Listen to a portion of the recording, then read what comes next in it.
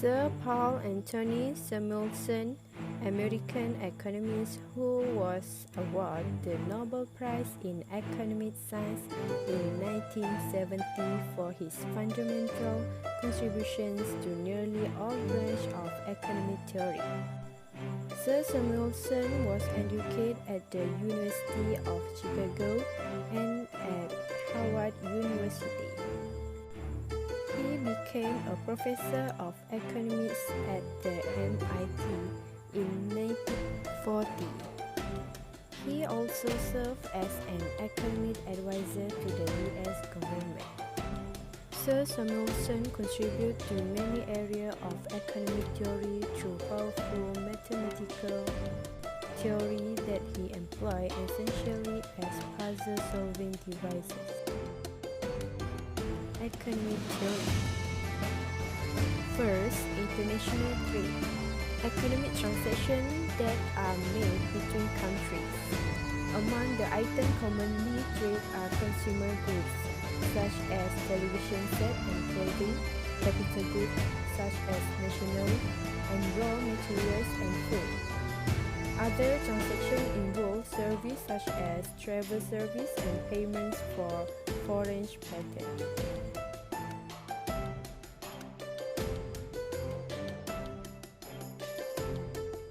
Other theory is the finance theory.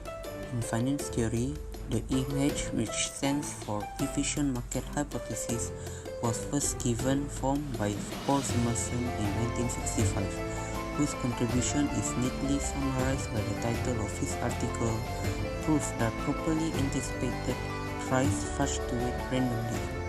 In an informationally efficient market, price change must be unforecastable if they are properly anticipated, that is, if they fully incorporate the information and expectation of all market participants.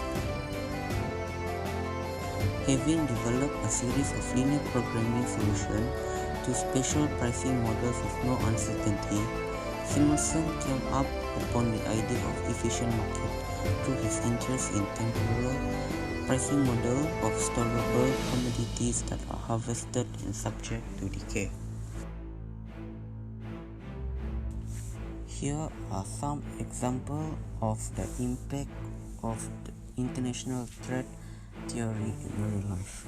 Consumption and income are the two main channels through which the welfare of a household may be affected by international trade. The first channel works via the impact on household expenditure, as the total cost of consumption for a household is altered through the influence of trade on the price of consumption items.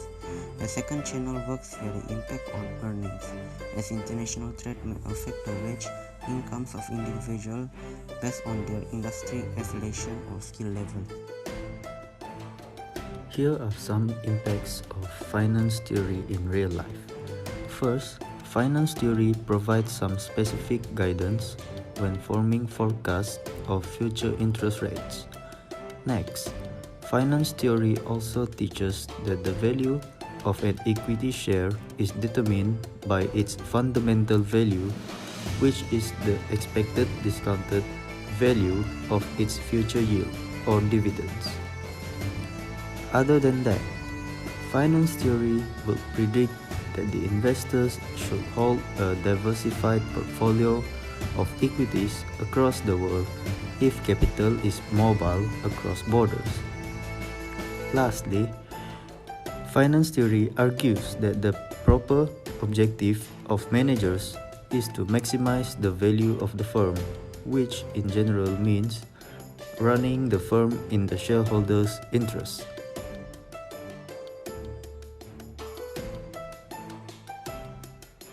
In conclusion, the influence of the theory of Paul Anthony Samuelson has greatly altered the country's economy, especially the American country.